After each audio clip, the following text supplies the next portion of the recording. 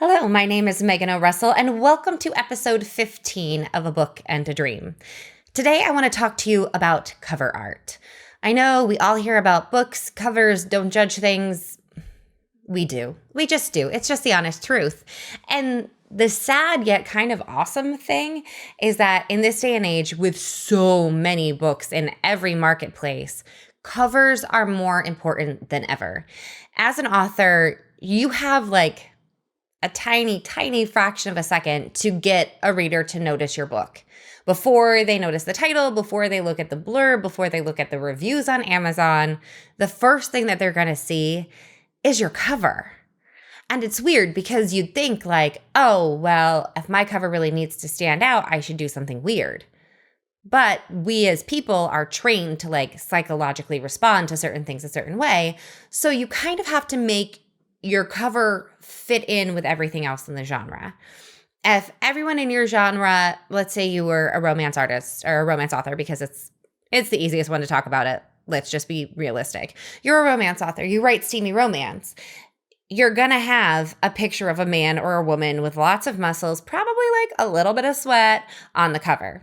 That's what you'd expect. Now you could be well, yes, I write steamy romance, but my girl is a baker. You can't put a sexy cupcake on your book cover because people are going to scroll past it and be oh, this is a cute romance. And then you're going to end up either with no readers or the wrong readers who will then, give your book horrible reviews because it's too dirty for them because they thought it was a sweet romance. And then, your book is doomed by the Amazon algorithms forever.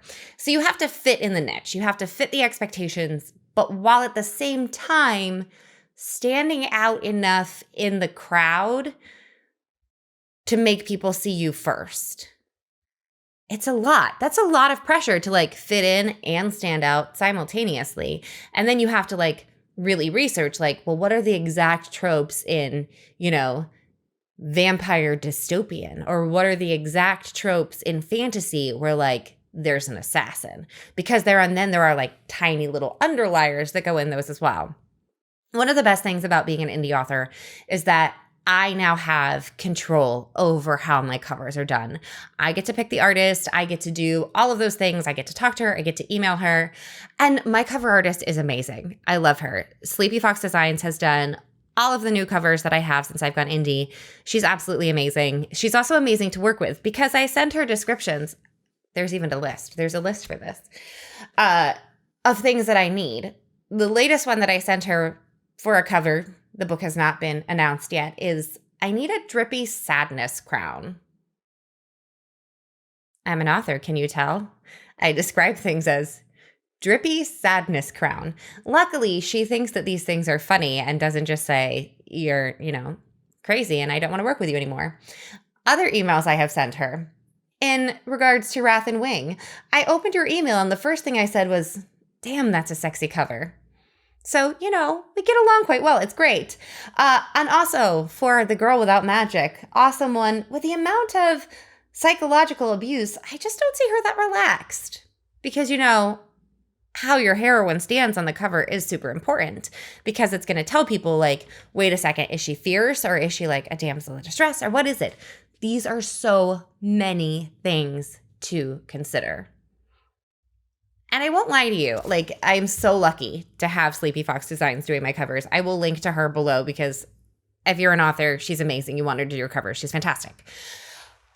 But it's hard for me. I don't do well with visual change. If someone gets a haircut, it's going to take me 2 weeks before I can figure out who they are again.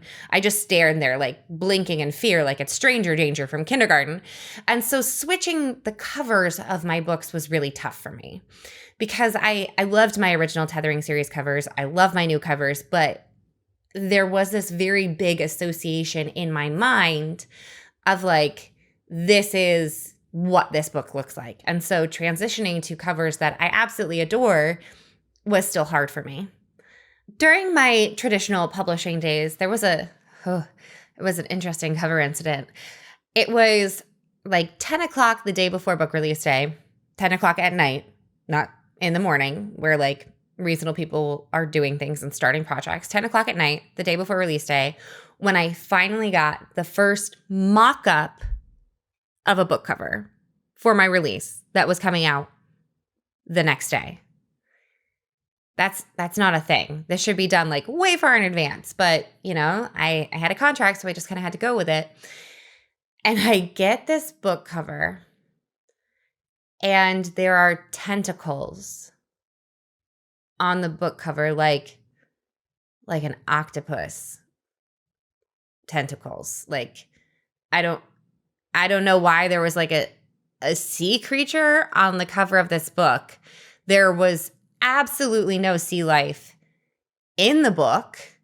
There was no reference to sea life in the book. And so I email him back and I'm like, well, good to have a mock-up when the book releases in, hours. But what are these tentacles? And the response I got was, well, there's magic in the book. And when I think of magic, I think tentacles. Yeah.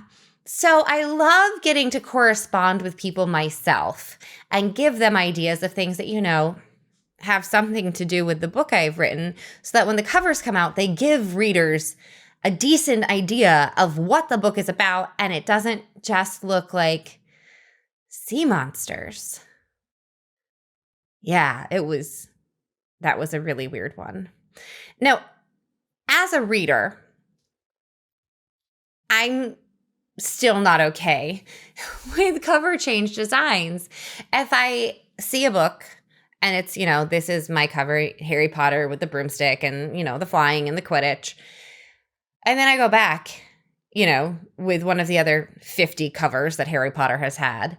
It doesn't look like the same book to me. It looks so different because now all of a sudden it's just a train and Harry's not there at all. And I'm like, wait a second.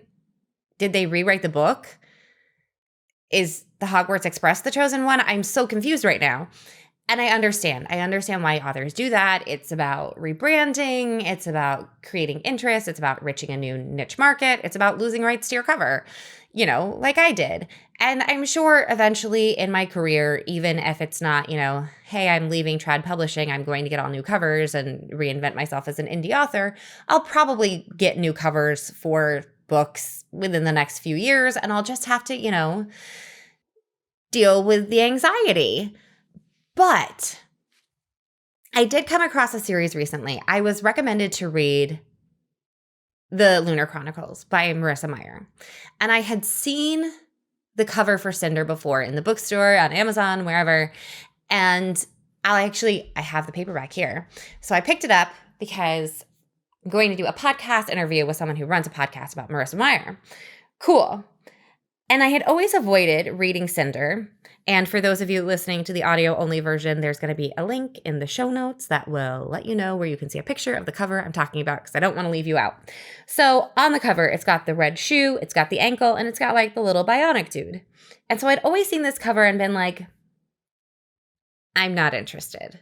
Like whatever this is not for me. It's like a weird, not steampunk. Like it's going to be some glorious little dainty pretty girl running around. Not my thing. So I got the book, read the book.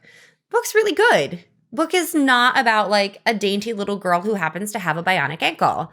It's actually like about a really kick-butt girl who does things and saves the world and is not constantly running around in heels, which is great for me. That's what I love. But based on this cover, I would never have read it unless I had to read it for an episode of A Book and a Dream. So then I liked that book. I decided I wanted to move to the next book. They've rebranded. Don't worry, this one for the audio-only listeners, there's going to be a link to this cover in the show notes too. So this is the next book in the series, Scarlet. New rebranding cover. Look at this. This is so much more adventurous.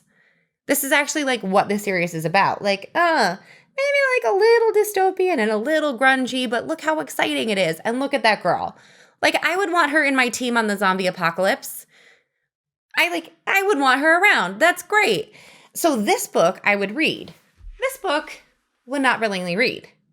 So I guess even as much as I don't like change, sometimes it's really for the best.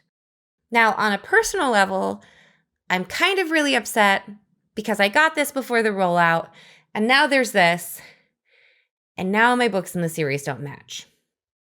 So they're going to be next to each other on the bookshelf, and they don't match at all. But, that's a very privileged problem to have. I have a bookshelf with lots of books, so the fact that they don't match, I'll deal with it. So, do you as a reader, when your favorite series changes covers, does it seem like jarring to you? Do you feel like you don't know what's in the new cover like me? Like, did you rewrite the book? I'm so confused.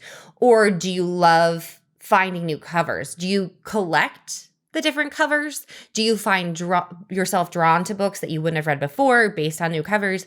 What are your opinions? Like, I really want to know, first of all, because I as a reader do have such strong opinions on it. And also because I as an author would love to know, like if I were to go back in and do a new set of covers for one of my series, would you be upset if you had half of them in one set of covers and half of them in another set of covers? Or does it not matter to you? Do you ever find yourself completely avoiding series because there are too many covers out there and you don't know what edition you're going to get when you order from Amazon?